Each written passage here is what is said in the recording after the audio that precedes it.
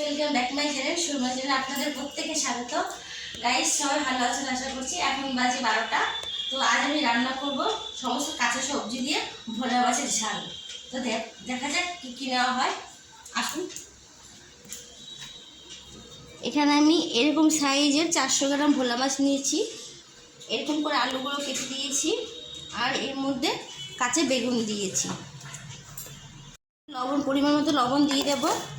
তো সমস্ত সবজি দেখতে পাচ্ছেন, সবজি বাজার থেকে নিয়ে আমি ধুয়ে রেখেছি, এখনও গোছানো হয়নি। দিয়ে দেবো জিরে গুঁড়ো,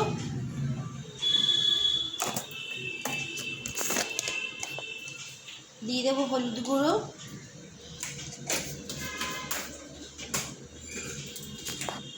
দেবো লঙ্কার গুঁড়ো,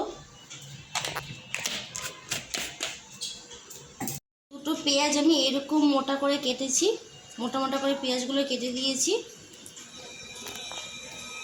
আর দেবো কাঁচা লঙ্কা, আর দেবো পরিমাণ মতো সরষের তেল।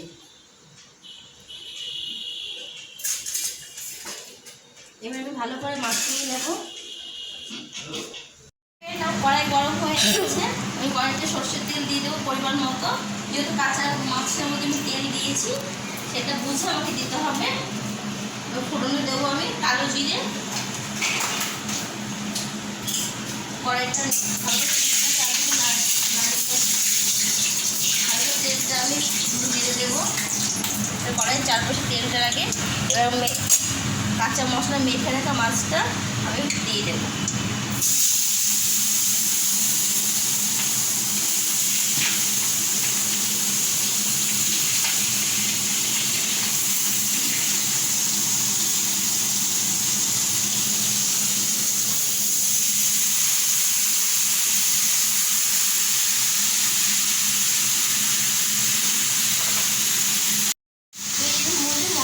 মাছটা পাতিতে আমি পরিমাণ মতো জল দিয়ে দেবো।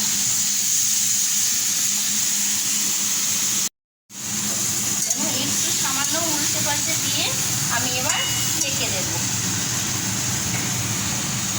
ঢেকে গ্যাসটা স্লো করে দেবো। তো গাইস, আমি 20 মিনিট পরে ফিরে আসবো। 20 মিনিট এটা ঢাকা থাক। 20 মিনিট পরে এটা দেখবো কতটা হয়েছে। আমার অনেক কাজ আছে, সেই কারণে আমি 3 দিনের মতো সবজি বাজার করে এনেছি। এবার এখানে সবজিগুলো ধুয়ে শুকিয়ে রাখবো, শুকিয়ে ফ্রিজে ঢুকিয়ে রাখবো। যেহেতু আমার হাতে একটু কাজের তাড়া বেশি থাকে, তাই আমি 3-4 দিনের মতো সবজি বাজার করে নিয়ে আসি।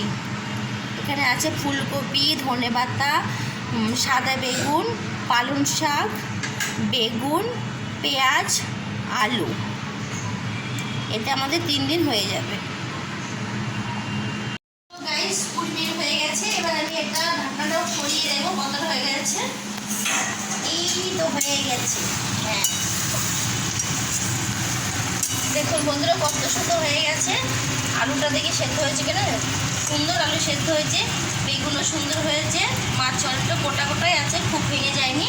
তো সবশেষে আমি এই ধনেপাতাগুলো কুচিয়ে দেবো না, বেশ গোটা গোটা ধনেপাতা দিয়ে দেবো।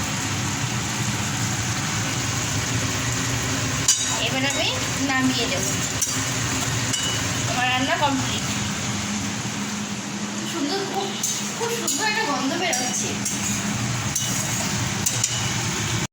সামান্য একটু চিনি দিয়ে তরকারিটা নামিয়ে দেব।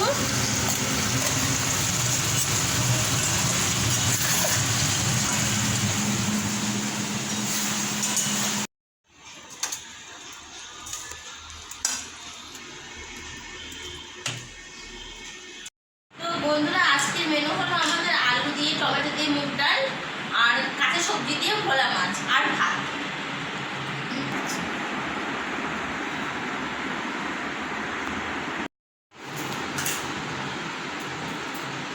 তো গাইস, খেয়ে দেখুন কিরকম হয়েছে। গন্ধটা যা সুন্দর বেরিয়েছে না,